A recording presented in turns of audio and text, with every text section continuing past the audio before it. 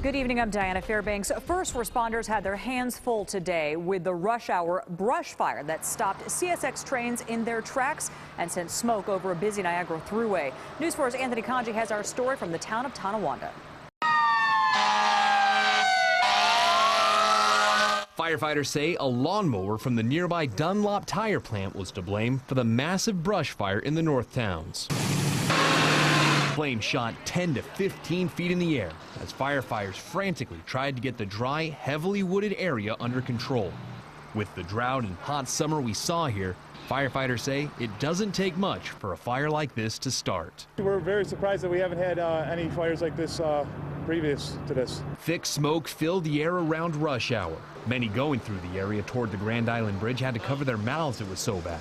The smoke was also an issue for firefighters. Some had to be tended to for smoke inhalation and exhaustion. This fire burned for close to 2 hours, and firefighters say the hardest part of tackling the fire was getting water to it. They had to run nearly a mile of hose. It was a stretch back there to get in there and walk because it's hard to get trucks back there.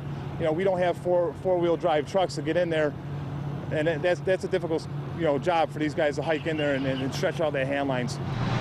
After more than 2 hours, firefighters were able to contain the fire to 3 smaller fires. The Erie County Sheriff's Office Air 1 helicopter circled the area, telling firefighters where the remaining hot spots were. When you look at this whole area, and we know how dry it is here, are you expecting more of these toward the end of the summer? We're hoping not. We're lucky not to have amount of fires that, the West Coast did have this year, with the drought we have had. But hopefully this will be our last, but if not, we'll be prepared for it.